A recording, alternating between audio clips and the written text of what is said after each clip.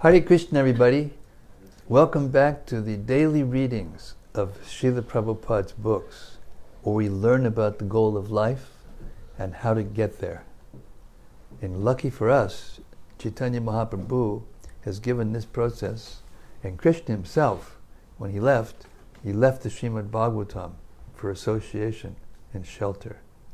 So that means that we can have Krishna's shelter whenever we want, for free. Think about it. The goal of life, for free. Hare Krishna. This is the only place where you read Srila Prabhupada's book straight for at least 45 minutes or an hour without disturbance. Every single night. So welcome, all of you out there in cyberspace. Welcome all of you here in Radha Lane, in this wonderful little place of pilgrimage that's developing, thicker and sweeter every day by the association of all the wonderful Vaishnavas who like to hear about Krishna. We should cultivate this association, just like this. Okay, so Sanatana Goswami had something to say about that, what the Srimad-Bhagavatam actually is. And he wrote a beautiful prayer that we read every day to get us in the right mood and help us to meditate on what the Bhagavatam actually is. This is called the Srimad-Bhagavata Mahima Stotram. Are you a scholar? Are you a scholar? You look very scholarly with that book. When you were a little baby, did they give you the test of whether or not you were going to take the coins or the book? They didn't do that? Oh, it's too late now. You take the books for sure. But they have a test when a baby's 6 months old and can just crawl. They put some coins in front of them on one side, and they jingle the coins, and they put a Bhagavatam on the other side, and they, flip the pages, and then they see which way it goes. Lord Chaitanya took the book immediately. Most babies take the money. Hare Krishna Shobha. Hare Krishna Dhammacharan. Okay. Sanatana Goswami's glorification of the Srimad-Bhagavatam, Srimad-Bhagavata Mahima Stotram. Are you coming in, somebody else? Just passing through. And it goes like this. Sarva Shastrabdi Piyusha Sarva Vedaika Satpala Sarva Siddhanta Ratnaja Sarva Lokaika Drikprada. O nectar from the ocean of all scriptures, singular fruit of all the Vedas, rich mine of the precious gems of all conclusive truths, you are the only giver of sight to all the worlds. And as we say that, here comes the giver of sight to all the Vaishnavas, His Holiness Giriraj Swami. Welcome, Maharaj. Thank you. Hare Krishna. So glad you're here. We're reading the Srimad-Bhagavatam Mahima Stotram by Sanatana Goswami. Sarva Bhagavata Prana Srimad-Bhagavata Prabho Kalidwandodita Ditya Shri Krishna Parivartita. O life air of all the Supreme Lord's devotees, O Master Srimad-Bhagavatam, you are the sun risen in the darkness of Kali. You are the exact image of Sri Krishna. Paramananda Pataya Prema Varshakshadayate Sarvada Sarvasevyaya Shri Krishnaya Namostume. I bow down to you, who are supremely blissful to read. Your every syllable pours down a flood of prema. You can always be served by everyone. You are Sri Krishna Himself.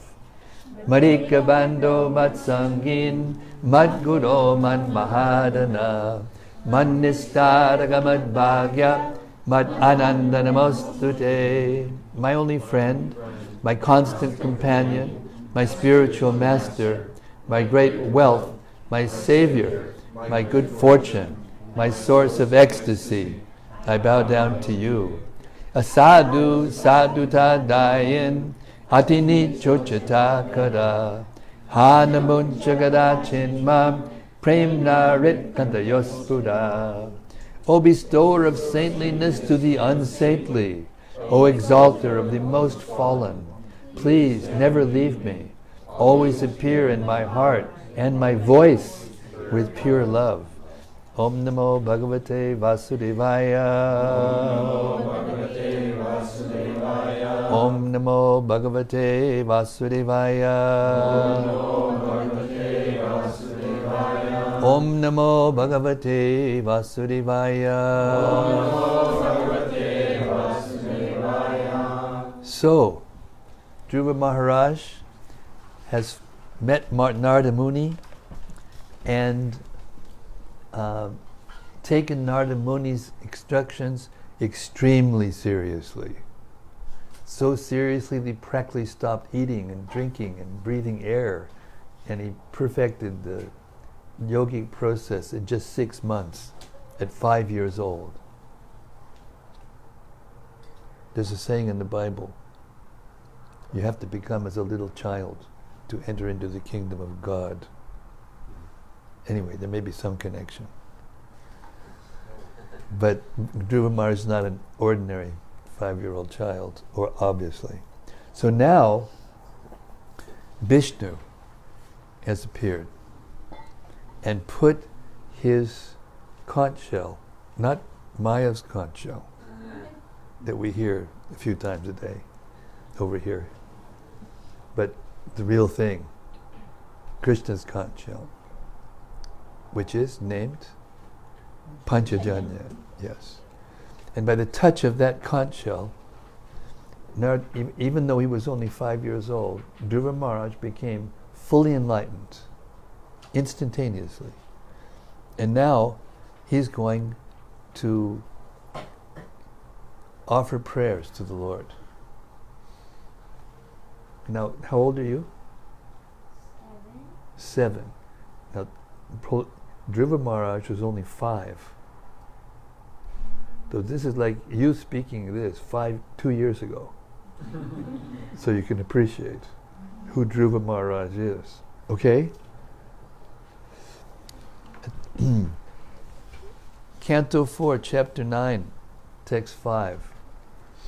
At that time, Dhruva Maharaj became perfectly aware of the Vedic conclusion and understood the absolute truth and his relationship with all living entities.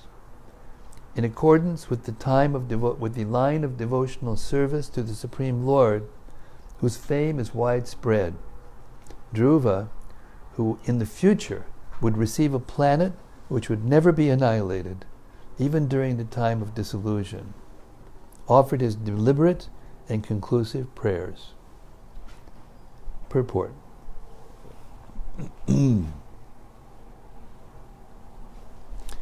There are many important items to be considered in this verse. First of all, the relationship between the absolute truth and the relative material and spiritual energies is here understood by a student who has complete knowledge of the Vedic literature. Dhruva Maharaj never went to any school or academic teacher to learn the Vedic conclusion. But because of his devotional service to the Lord, as soon as the Lord appeared and touched his forehead with his conch shell, automatically the entire Vedic conclusion was revealed to him. That is the process of understanding Vedic literature. One cannot understand it simply by academic learning. The Vedas indicate that only to one who has unflinching faith in the Supreme Lord, as well as in the spiritual master, is the Vedic conclusion revealed. Yep, clear as a bell. The example of Dhruva Maharaj is that he engaged himself in devotional service to the Lord according to the order of his spiritual master, Narada Muni. As a result of his rendering such devotional service with great determination and austerity, the personality of Godhead personally manifested himself before him. Dhruva was only a child. He wanted to offer nice prayers to the Lord, but because he lacked sufficient knowledge, he hesitated. But by the mercy of the Lord, as soon as the Lord's conch shell touched his forehead, he became completely aware of the Vedic conclusion. That conclusion is based on proper understanding of the difference between Jiva and Paramatma, the individual soul and the supersoul. The individual soul is forever a servant of the supersoul, and therefore his relationship with the supersoul is to offer service. That is called Bhakti Yoga, or Bhakti Bhava. Dhruva Maharaj offered his prayers to the Lord, not in the way of the impersonalist philosophers, but as a devotee. Therefore it is clearly said here, Bhakti Bhava.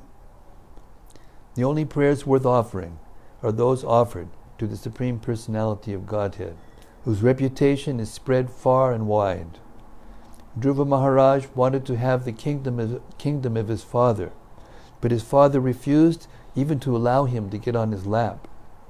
In order to fulfill his desire, the Lord had already created a planet known as the pole star, Dhruva Loka, which was never to be annihilated even at the time of the dissolution of the universe. Dhruva Maharaj attained this perfection not by acting hastily, but by patiently executing the order of his spiritual master. And therefore he became so successful that he saw the Lord face to face. Now he was further enabled by the causeless mercy of the Lord to offer fitting prayers to the Lord. To glorify or offer prayers unto the Supreme, one needs the Lord's mercy.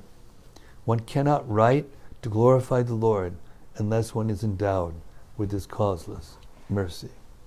Text 6.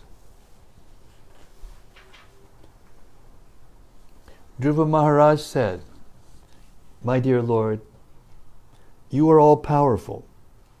After entering within me, you have enlivened all my sleeping senses. My hands, legs, ears, touch sensation, life force, and especially my power of speech. Let me offer my respectful obeisances unto you." Purport. Dhruva Maharaj could understand very easily the difference between his condition before and after attaining spiritual realization and seeing the Supreme Personality of Godhead face to face.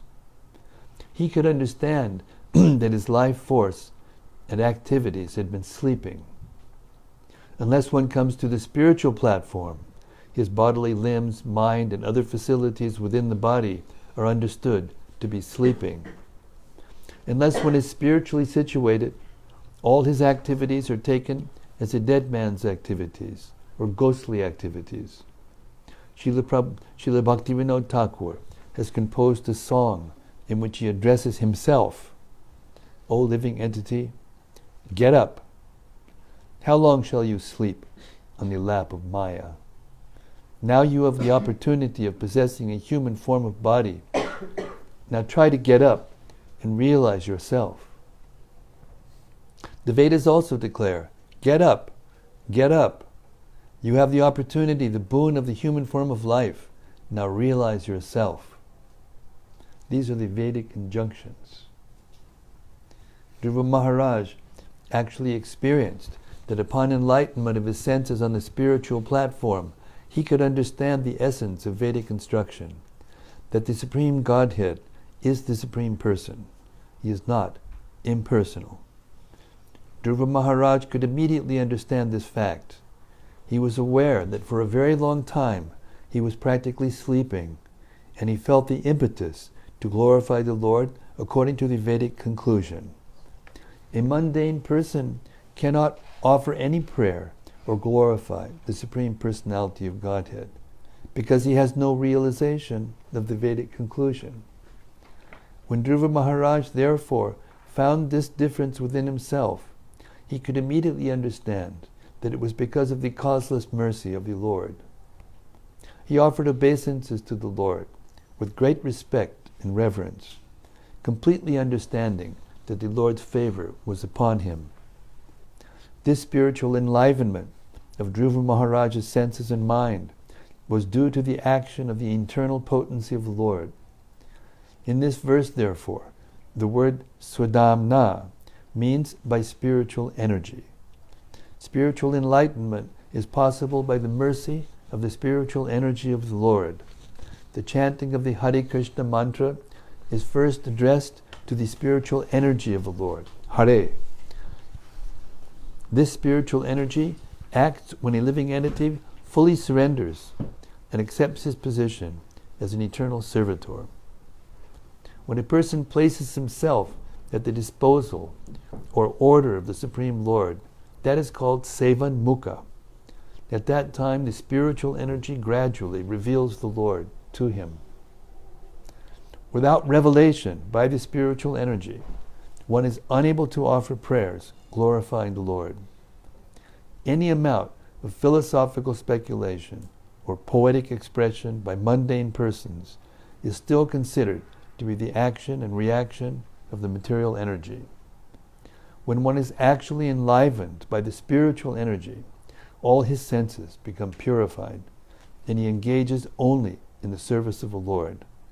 At that time, his hands, legs, ears, tongue, mind, genitals, everything, engage in the service of the Lord.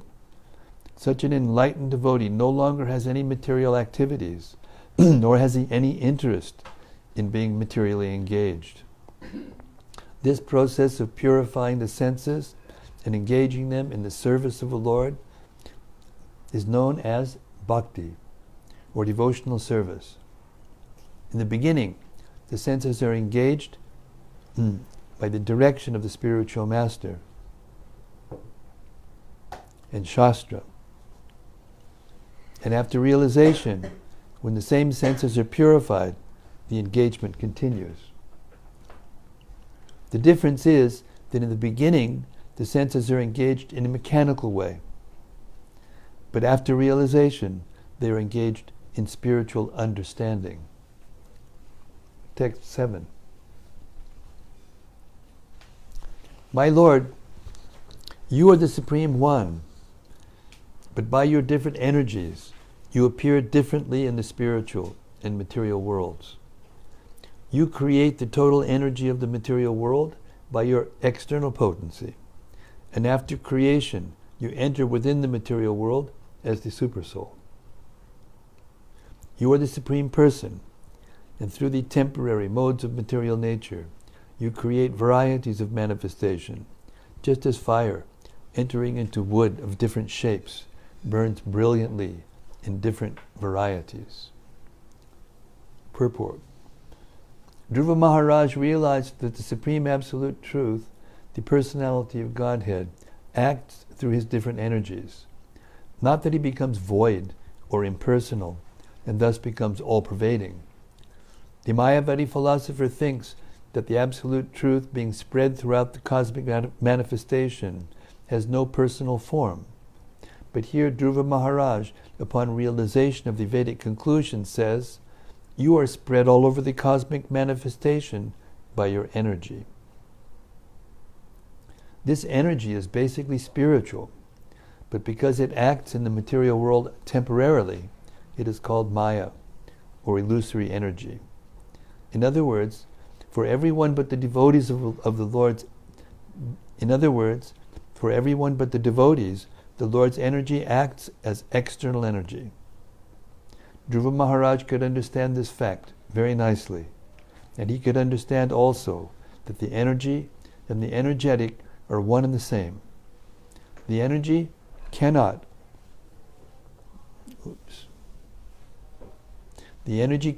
be separated from the energetic. The energy, the identity of the Supreme Personality of Godhead in the feature of Paramatma or Supersoul is admitted herein. His original spiritual energy enlivens the material energy, and thus the dead body appears to have life force. Voidist philosophers think that under certain material conditions, the symptoms of life occur in the material body. But the fact is that the material body cannot act on its own. Even a machine needs separate energy, electricity, steam, etc. It is stated in this verse that the material energy acts in varieties of material bodies, just as fire burns differently in different wood according to the size and quality of the wood. In the case of devotees, the same energy is transformed into spiritual energy. This is possible because the energy is originally spiritual, not material. As it is said, Vishnu Shakti Pada Prokta. The original energy inspires a devotee, and thus he engages all his bodily limbs in the service of the Lord. The same energy, as external potency, engages the ordinary non-devotees in material activities for sense enjoyment. We should mark the difference between Maya and Swadharma. For devotees, the Swadharma acts, whereas in the case of non-devotees, the Maya energy acts. Text 8. O my Master, Lord Brahma is fully surrendered unto you. In the beginning, you gave him knowledge, and thus he could see and understand the entire universe, just as a person awakens from sleep and visualizes his immediate duties. You are the only shelter of all persons who desire liberation, and you are the friend of all who are distressed. How, therefore, can a learned person who has perfect knowledge ever forget you? Purport. The Supreme Personality of Godhead cannot be forgotten, even for a moment, by his surrendered devotee.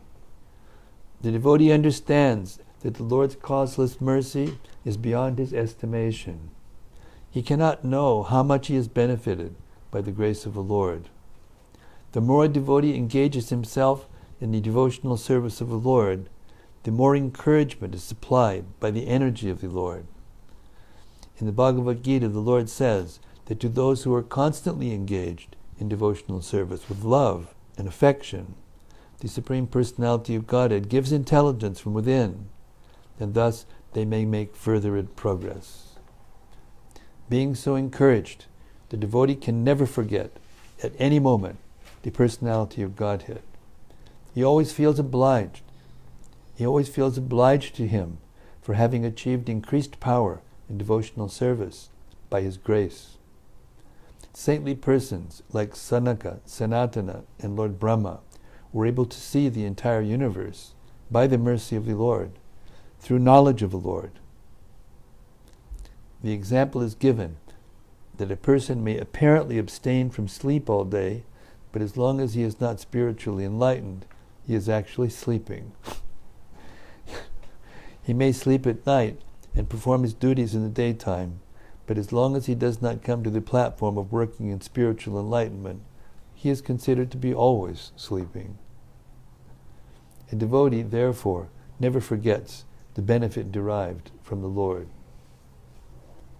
The Lord is addressed here as Artha Bandhu, which means friend of the distressed.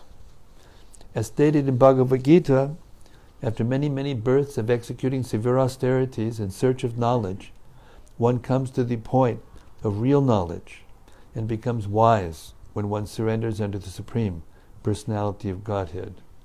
The Mayavadi philosopher who does not surrender unto the Supreme Person is understood to be lacking in real knowledge.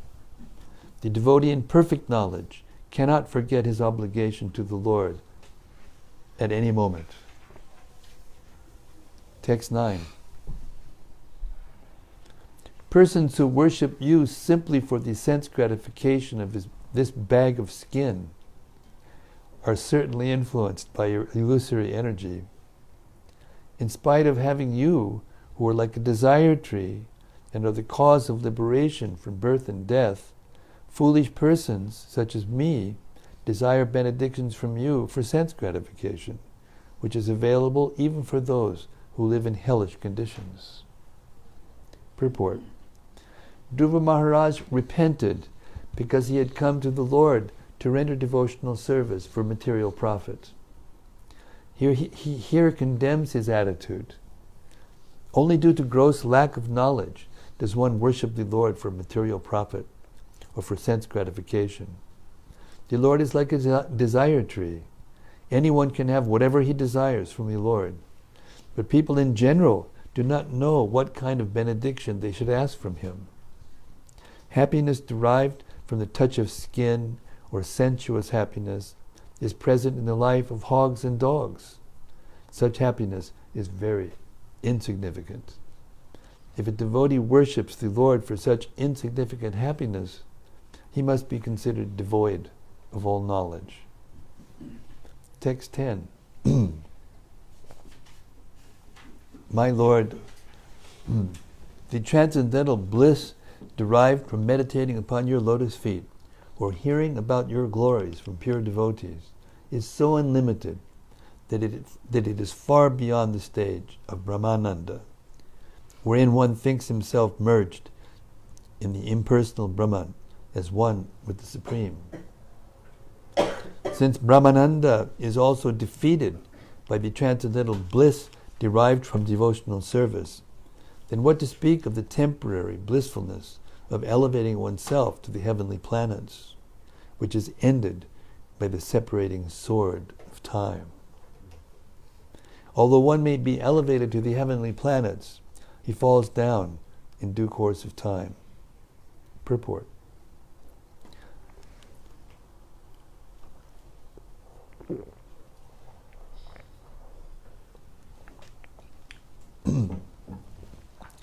The transcendental bliss derived from devotional service, primarily from Shravanam, Kirtanam, hearing and chanting, cannot be compared to the happiness derived by karmis by elevating themselves to the heavenly planets, or by jnanis or yogis who enjoy oneness with the Supreme Impersonal Brahman. Yogis generally meditate upon the transcendental form of Vishnu, but devotees not only meditate upon him, but actually engage in the direct service of the Lord. In the previous verse, we find the phrase bhavapyaya, which refers to birth and death. The Lord can give relief from the chain of birth and death. It is a misunderstanding to think, as do the monists, that when one gets relief from the process of birth and death, he merges into the Supreme Brahman. Here it is clearly said that the transcendental bliss derived from Shravanam Kirtanam by pure devotees cannot be compared to Brahmananda, or the impersonal conception of transcendental bliss derived by merging into the Absolute. The position of karmis is still more degraded. Their aim is to elevate themselves to the higher planetary systems. It is said, Yanti Deva Vrita Devan. Persons who worship the demigods are elevated to the heavenly planets. But elsewhere in the Bhagavad Gita, we find Chine Punye Martyalokam Vishanti. Those who are elevated to the higher planetary systems must come down again as soon as the result of their pious activities are exhausted. They are like the modern astronauts who go to the moon. As soon as their fuel is used up, they are obliged to come back down to this earth. As the modern astronauts who go to the moon or other heavenly planets by force of jet propulsion have to come down again after exhausting their fuel, so also do those who are elevated to the heavenly planets by force of yagyas and pious activities. Antakasi lulitat. By the sword of time, that's nice. Antakasi lulitat. By the sword of time, one is cut from his exalted position within this material world, and he again comes down. He comes down again. Dhruva Maharaja appreciated that the results of devotional service are far more valuable than merging into the Absolute or being elevated to the heavenly planets. The words patatam, vimanat are very significant. Vimana means airplane. Those who are elevated to the heavenly planets are like airplanes which drop. Those who are elevated to the heavenly planets are like airplanes which drop when they run out of fuel. Text 11. Dhruva Maharaj continued, O unlimited Lord, kindly bless me so that I may associate with great devotees who engage in your transcendental loving service constantly, as the waves of a river constantly flow. Such transcendental devotees are completely situated in an uncontaminated state of life. By the process of devotional service, I shall surely be able to cross the nascent ocean of material existence, which is filled with the waves of blazing fire-like dangers. It will be very easy for me, for I am becoming mad to hear about your transcendental qualities and pastimes, which are eternally existent. Purport.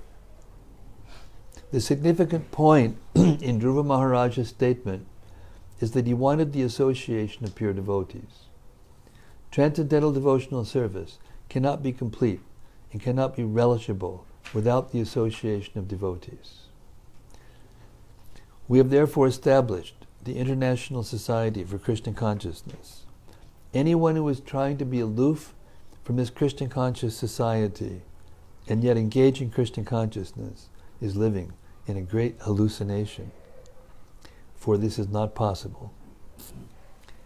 From this statement by Dhruva Maharaj, it is clear that unless one is associated with devotees, his devotional service does not mature. It does not become distinct from material activities.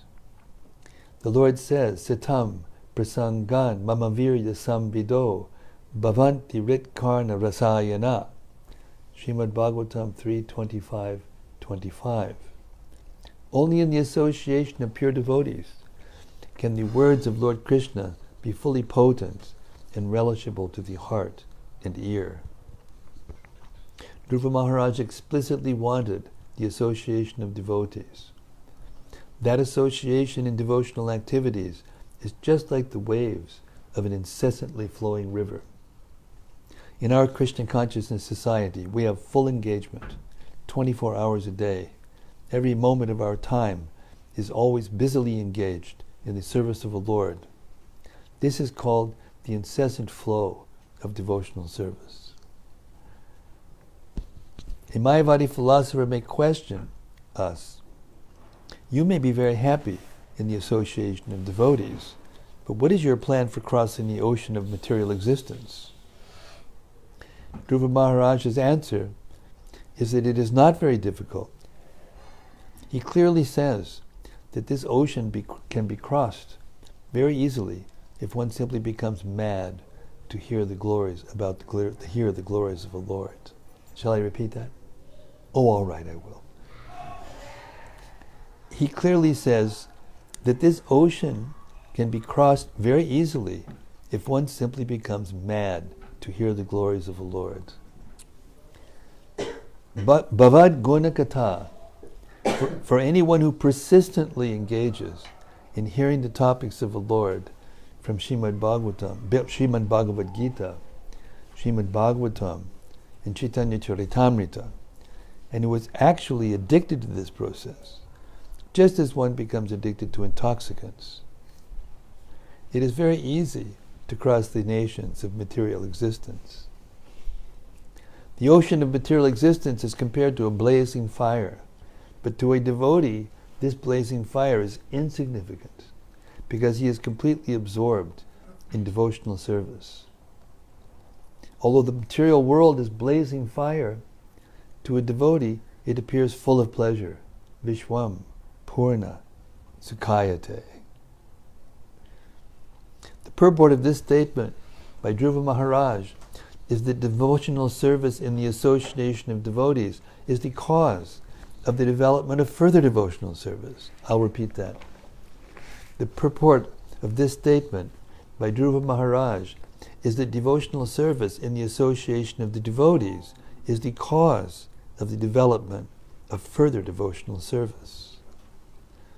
By devotional service only is one elevated to the transcendental planet Goloka Vrindavan.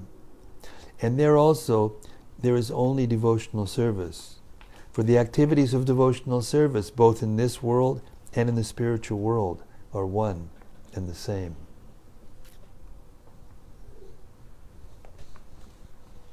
Devotional service does not change.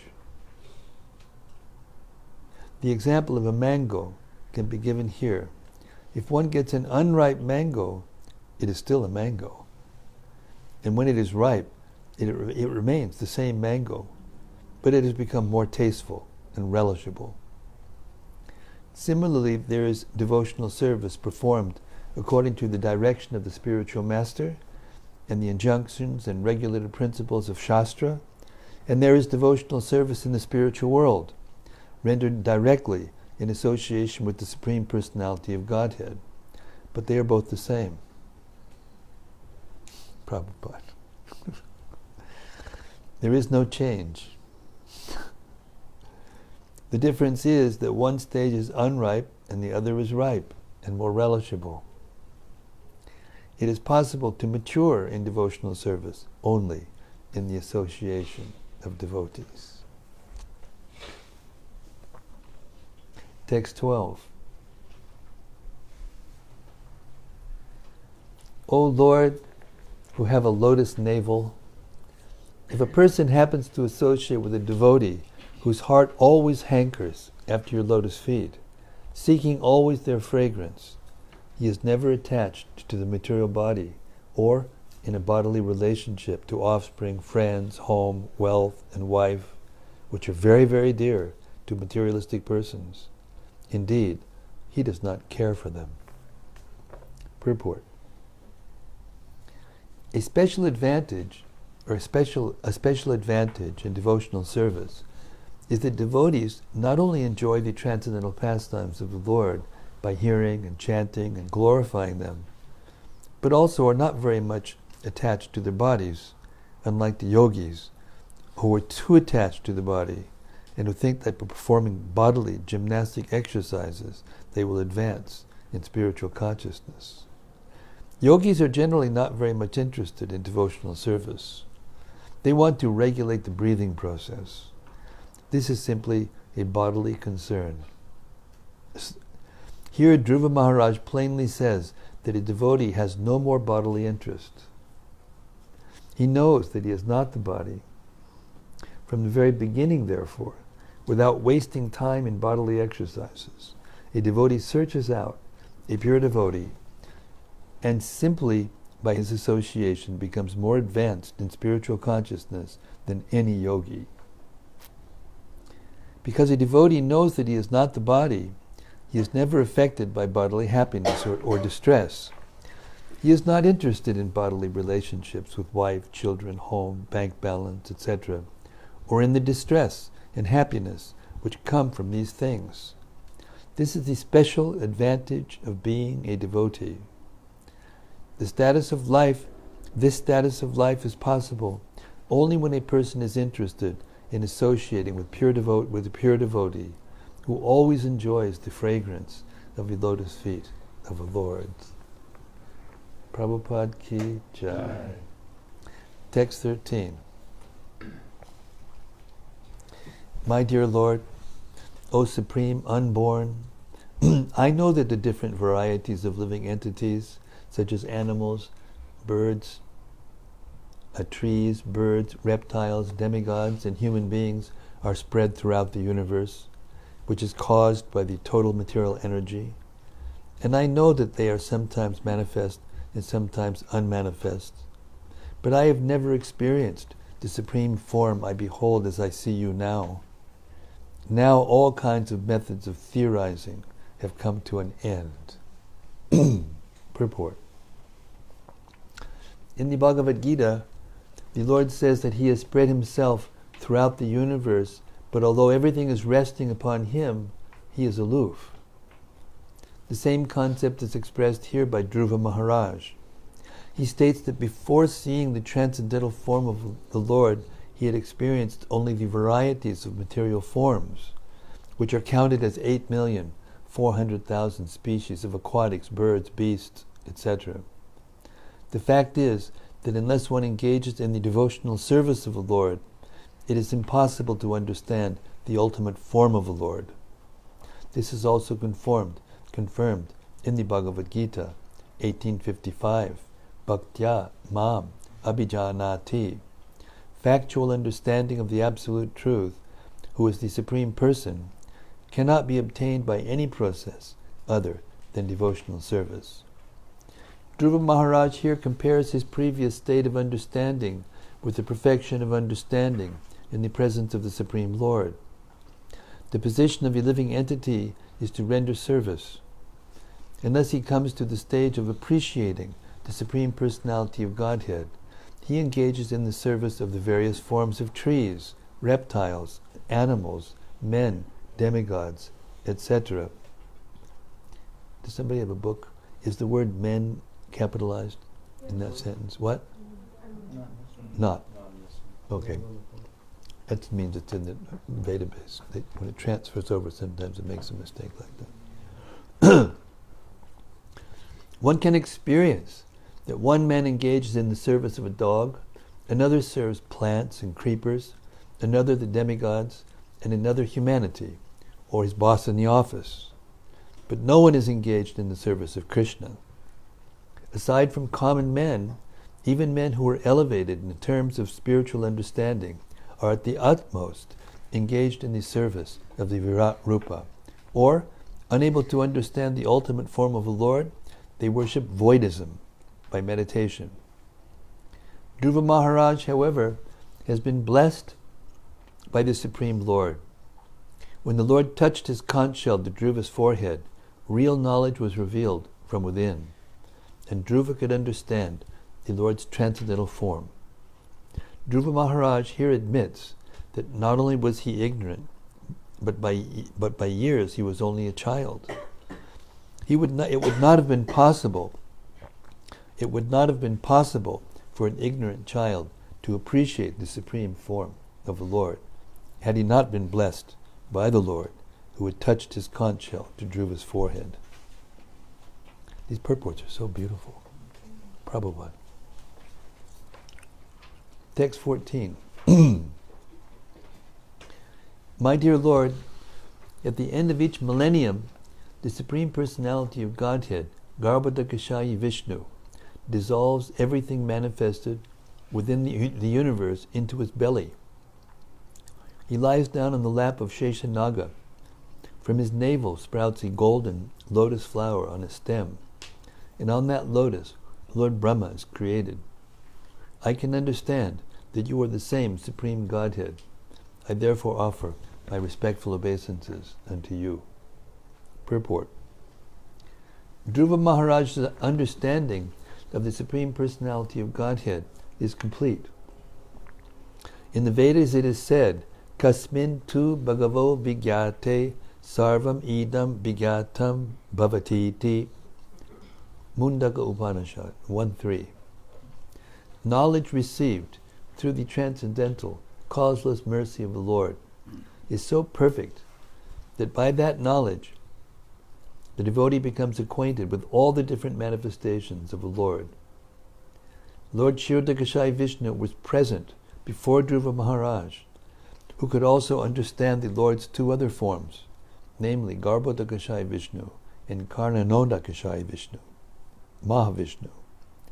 Regarding Mahavishnu, it is stated in the Brahma Samhita 548, Yasyaika ni vashita kalamata valambhya jivanti loma bilajat jagarandanataha Vishnur mahan sa iva yasya kala vishesho govindamadi purusham tamaham bhajami. At the end of each and every millennium, when all the material worlds are dissolved, everything enters the body of Garbhodakashayi Vishnu, who was lying on the lap of Sheshanaga, another form of the Lord. Those who are not devotees cannot understand the different forms of Vishnu and their positions in regard to the creation.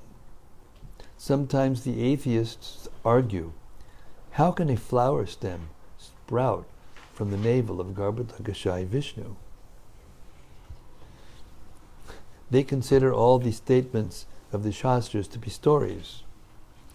As a result of their inexperience in the absolute truth and their reluctance to accept authority, they become more and more atheistic. They cannot understand the Supreme Personality of Godhead. But a devotee like Dhruva Maharaj, by the grace of the Lord, knows all the manifestations of the Lord and their different positions. It is said that anyone who has even a little of the Lord's grace can understand His glories.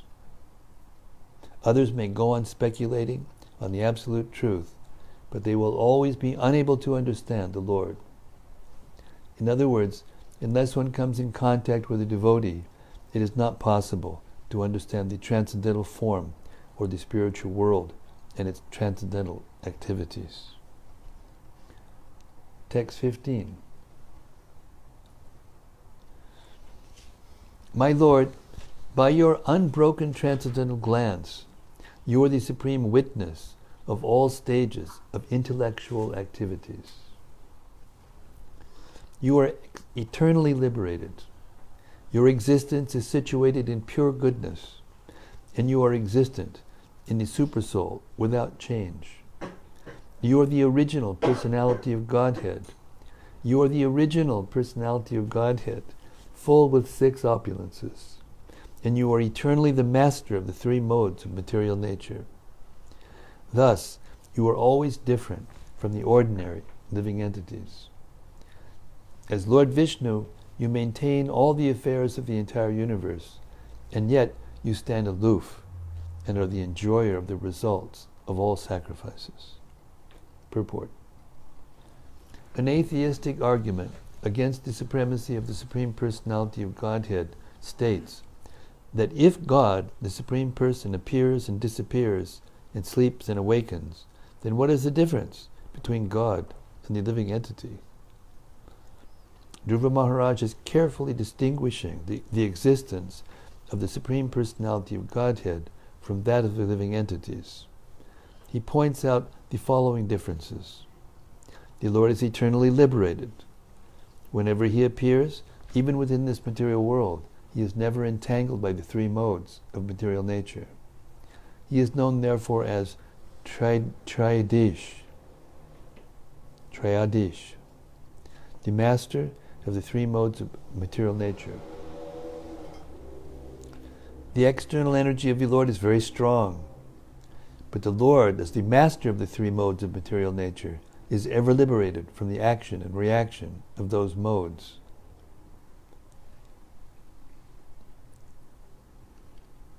He therefore is uncontaminated, as stated in the Ishopanishad. The contamination of the material world does not affect the Supreme Godhead. Krishna therefore says in the Bhagavad Gita that those who are rascals and fools think of Him as an ordinary human being, not knowing His Param Bhavam. Param Bhavam refers to His being always transcendentally situated. Material contamination cannot affect Him. Another difference between the Lord and the living entity is that the living entity is always in darkness.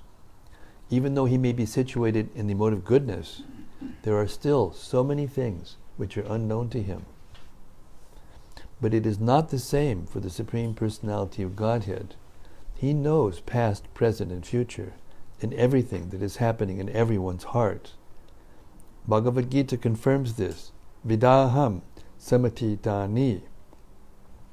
The Lord is not part of the soul. He is the unchangeable, supreme soul.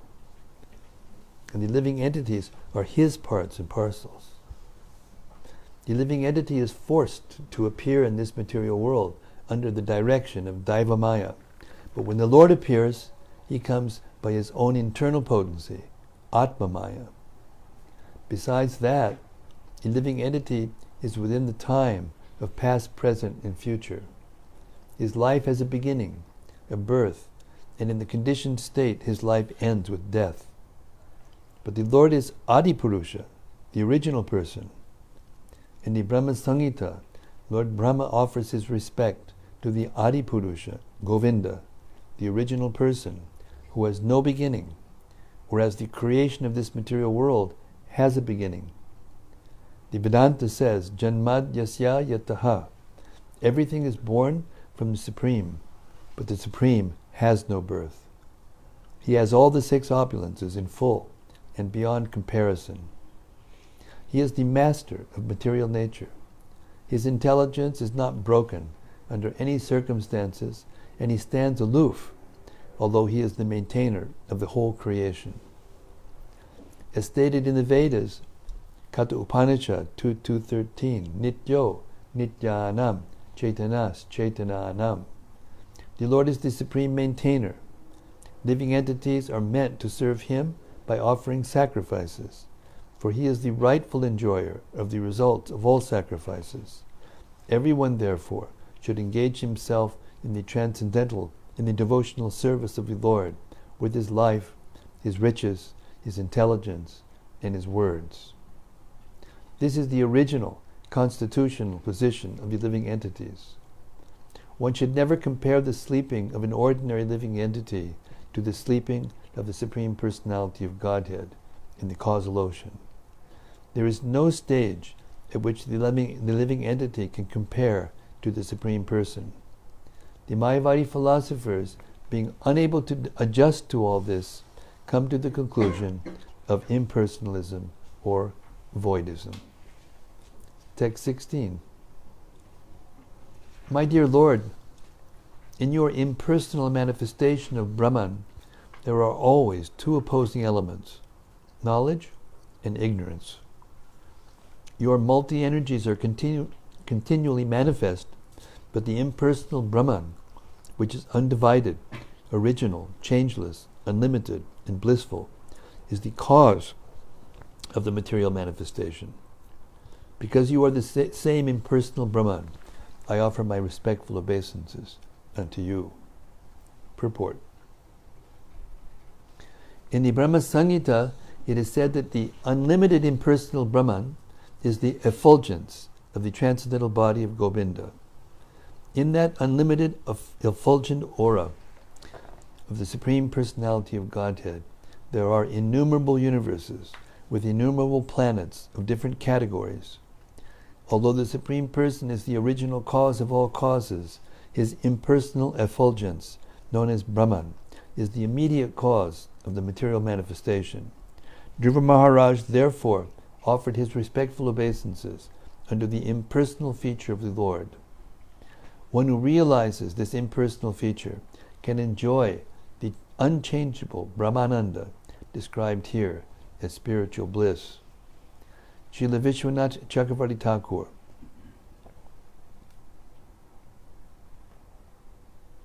Srila Vishwanath Chakravarti Thakur describes that this impersonal feature, or Brahman manifestation of the Supreme Lord, is meant for persons who are essentially very advanced, but still not able to understand the personal features or variegatedness of the spiritual world.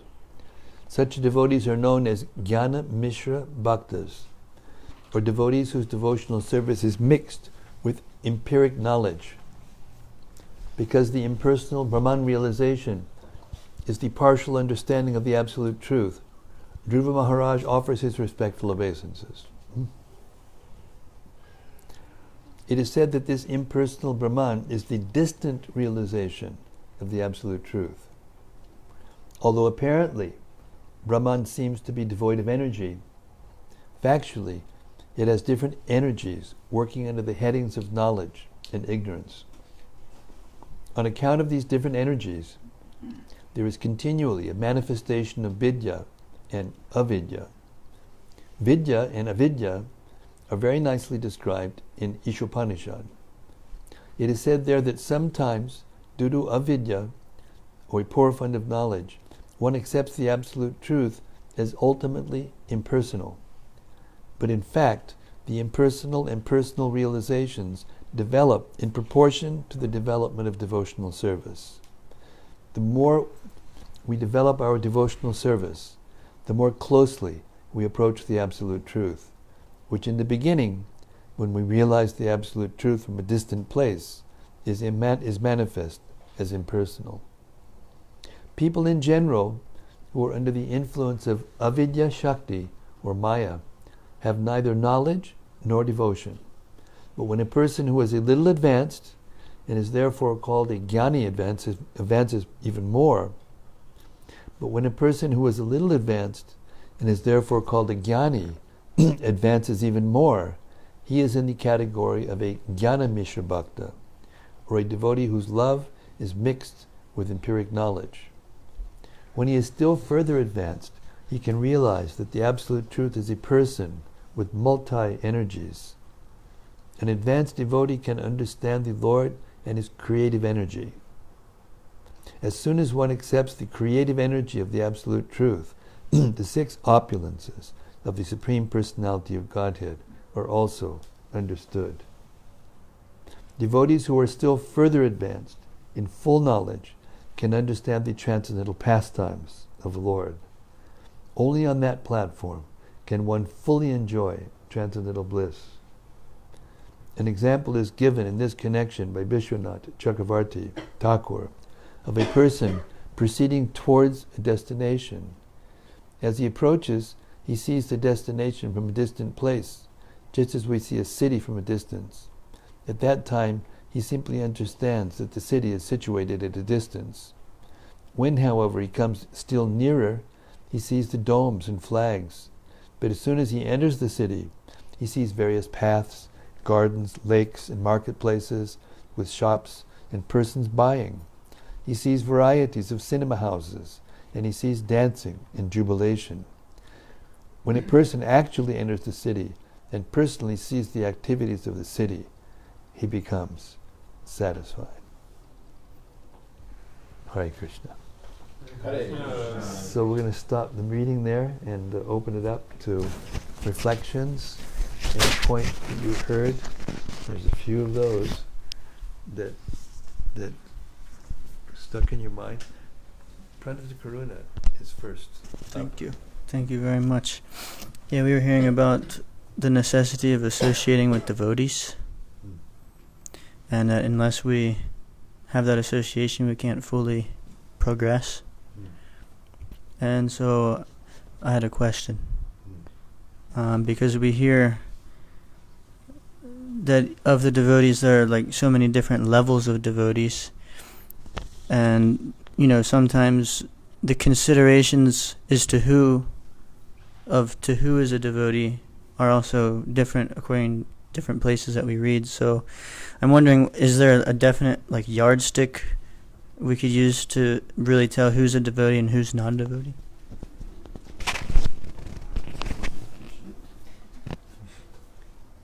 Age before Oh, you're older than I am. I'm more beautiful than you are. Go ahead. That was just a joke. I was just kidding. Hare Krishna. Transcendental intelligence caught me. In the Nectar of Instruction, Upadeshamrita, Srila Rupa Goswami describes 3 categories of devotees and how we should deal differently with them. The Uttama Adhikari or Mahabhaga, one should, as he says, one should faithfully serve that pure devotee who is free from the propensity to criticize others. One should make friendship with Madhyam Bhaktas, and one should offer respects to a Kanistha Bhakta, but not necessarily associate intimately with him.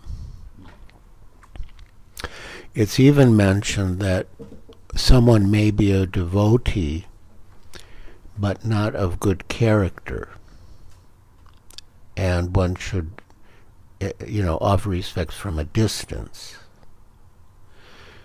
But there's no injunction, means no prescription to criticize devotees or deride devotees, but one can deal differently with them. So in a society of devotees, there will naturally be devotees of different calibers, as you were saying. And so earlier in the Upadeshamrita, Rupa Goswami explains Sadbi Priti Lakshana, the 6 exchanges of love. Dadati Priti. And so Srila Prabhupada says that in order to intelligently apply these 6-fold exchanges of love, one should be able to recognize these different types of devotees and associate with them or reciprocate with them appropriately. So I just want to ask one more. Could you give us a little bit just more guidelines or details into the qualities of the Kanishta, Madhyam, and Uttamadhikari so that we will have more information to discriminate from?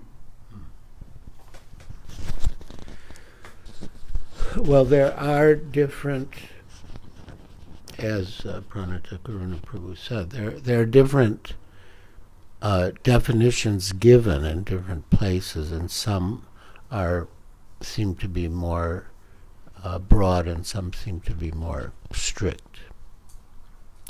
But if we consider the nectar of instruction, which has been the basis of our discussion so far, Srila Prabhupada says that the Uttama Adhikari is someone who is, well, he's also, he's realized his position, and he's always thinking of how to spread the Krishna consciousness movement. Oh, and he chants 16 rounds and follows the 4 regulative principles strictly. Yeah. So, there may be other subjective criteria that are mentioned elsewhere, but the Upadeshamrita, which is really a practical guide for us, gives that definition. And but otherwise, in Srimad-Bhagavatam, 11th canto,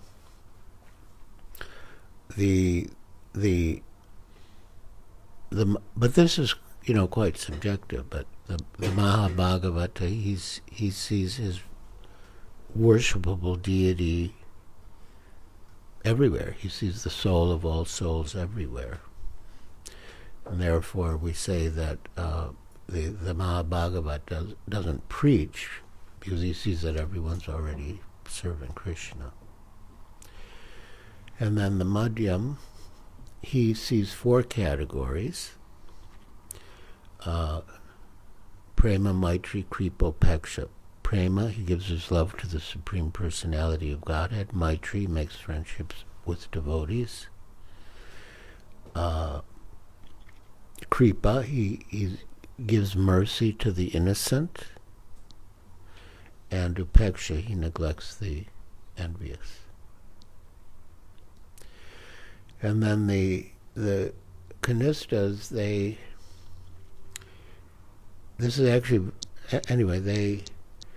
can appreciate the deity in the temple and worship the deity in the temple, but they can't appreciate other devotees.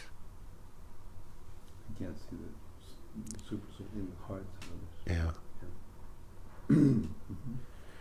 So, but thinking of how Srila Prabhupada dealt with his devotees in the movement, because I would teach the Nectar of Devotion at the VIHE, and so I, thought about it a lot. But he didn't. He didn't want us to at least he didn't show the example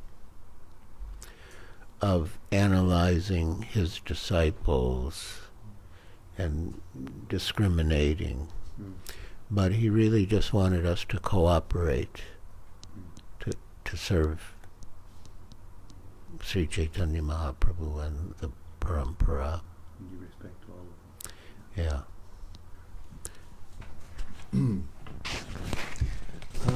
Does Mani say one thing about one of the things you said? You can say as much as you want about Hare Krishna.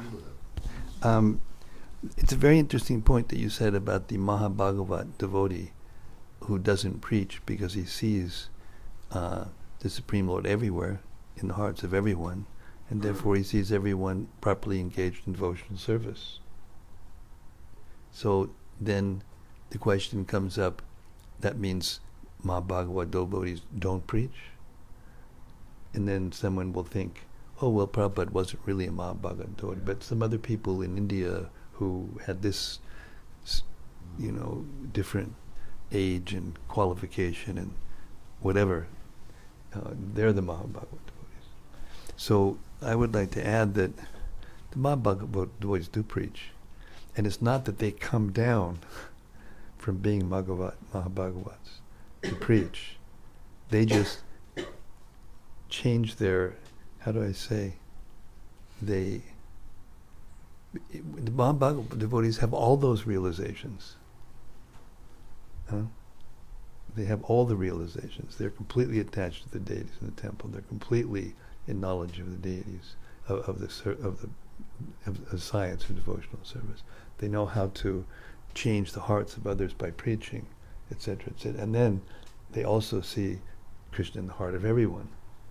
So then in that fifth, I thought to say that in that fifth verse of the Upanishadamrita that you're quoting from, one of the distinctions that Bhaktivinoda Thakur also made about the Mahabhagavat devotee is that he makes a lot of devotees. In other words, not only does he preach, but even a person sees him, they'll feel like being devotees. So advanced. So we can be sure Prabhupada was a Mahabhagavat devotee. Did something that no one else could do. You had something? I did have a question. Here, give him the mic.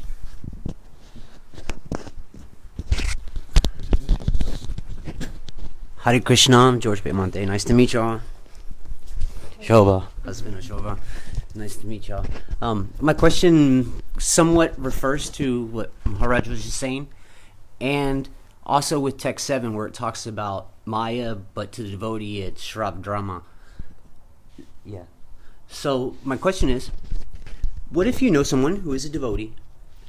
They're not externally showing it, but they sit, read 40 pages a day, record it.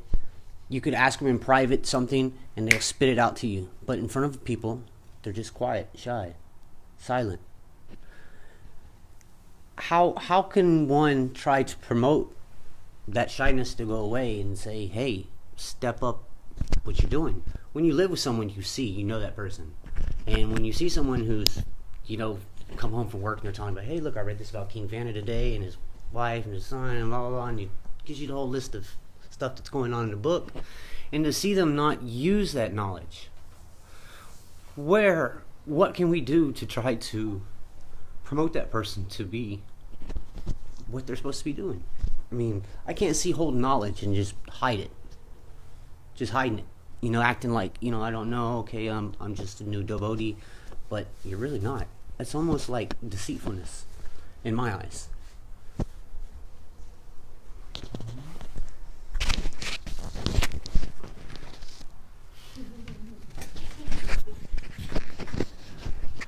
I very much appreciate the spirit of your question. And there's a verse in the 10th canto, actually the prayers of the demigods to Krishna in the womb,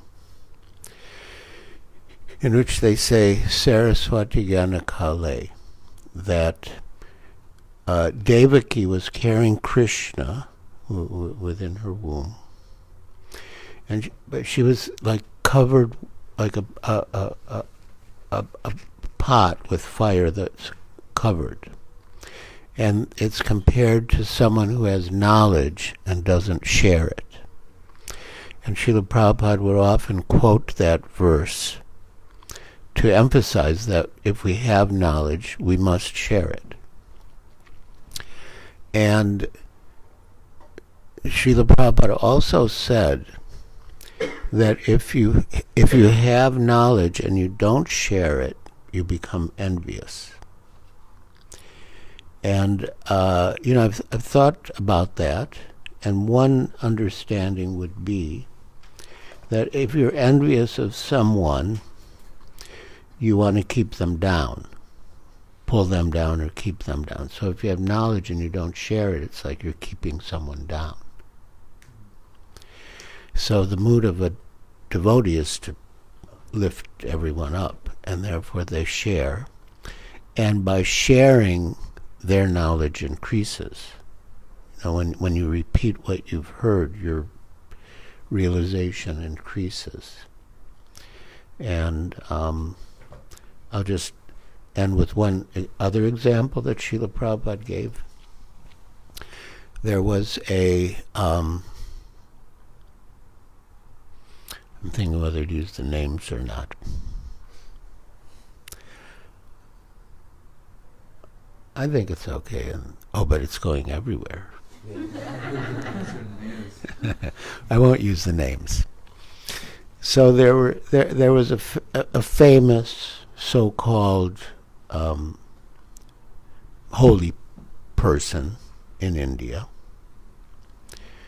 who had a disciple, a prominent disciple, and he transferred his knowledge to his disciple by touch, by some sort of electric current or something. And when the disciple opened his eyes, he saw that his master was weeping. And he asked him, "Why are you weeping?" And the master replied, "Because I've transferred all my knowledge to you, and now I don't have any left." And, Srila Prabhupada said that is a completely material idea of knowledge, and he said that actually the opposite is true. That the more you give knowledge to others, the more your knowledge increases.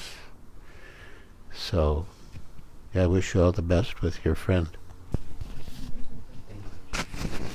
So, I'd like to address a very important point also. I appreciate the spirit, as Maharaj said, the spirit of your questions. Very nice.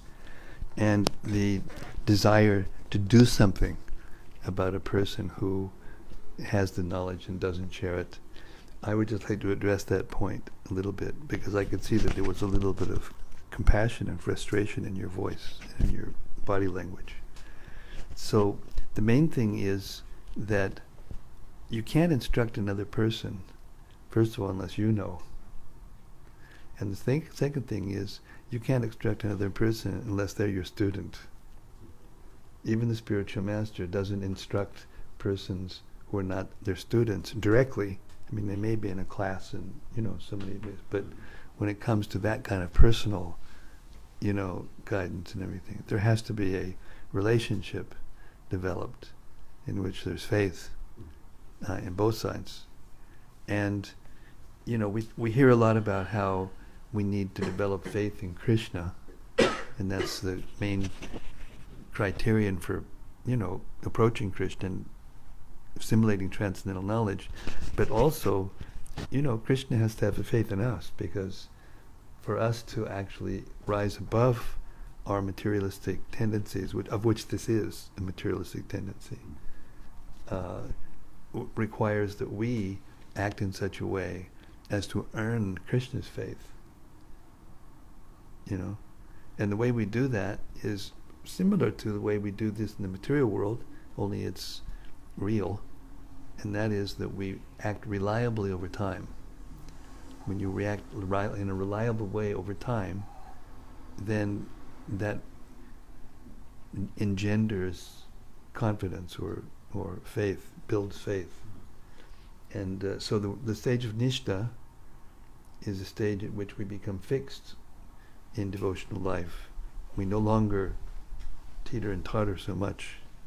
And then from there, then we can discriminate and convince Krishna that we're serious, and Krishna will arrange the situation in which we will have an opportunity to speak to whoever that is that needs to be giving more the knowledge to others rather than hoarding it for themselves. You know, I'm here with the knowledge, so I mean, it's increased my knowledge. It's like doing it 2 times. My own, and then when I get home, so. Yeah. I mean, There's a nice verse in the Bhagavad Gita. Durina yavadam karma buddhyoga dhananjaya buddhau shadanam anvijja kripana palahetava. So this verse means durina yavadam karma means throw all abominable things and activities far from you by how? Buddhyoga dhananjaya, by devotional service. So if you're performing devotional service, that means you've already to a certain extent surrendered. But then it says, Buddhau Shadanaman Vrichja. From that position, surrender unto the Supreme. So this means that surrender isn't like a one-time thing, a one-off thing. You have to continue to surrender and continue to surrender. And then the last line is, Kripana Palahetava. One who does not share, he is Kripana. He's miser.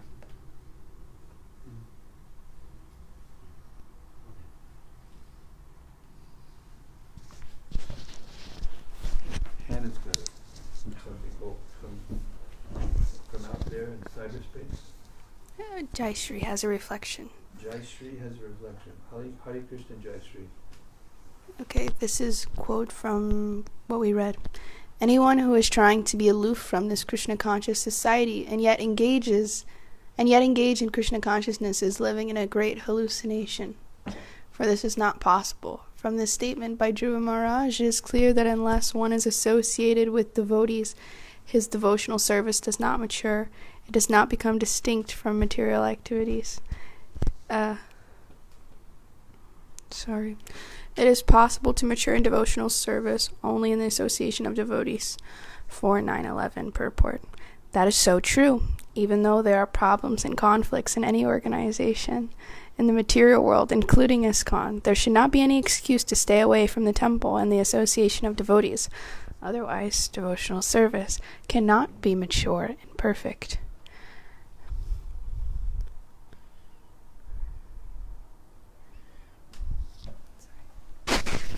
Srila Prabhupada once coined a phrase, or he didn't coin the phrase, he repeated a phrase that was already coined by someone else, I don't remember who. He said, England, for all thy faults, I love thee. And that was his way of, of communicating to us how we should feel about this movement. Yes, Jai Chaitanya. Jai Chaitanya. Jai Chaitanya. Oh, sorry. It's okay. No, he didn't have a question. No. He was just exhibiting ecstatic symptoms. What symptoms? Oh, yes, absolutely. Oh, here.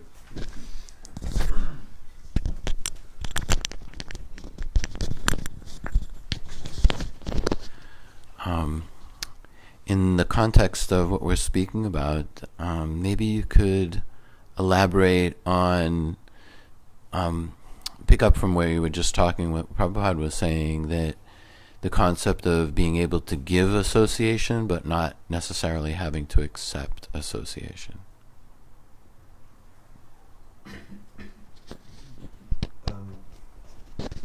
Well,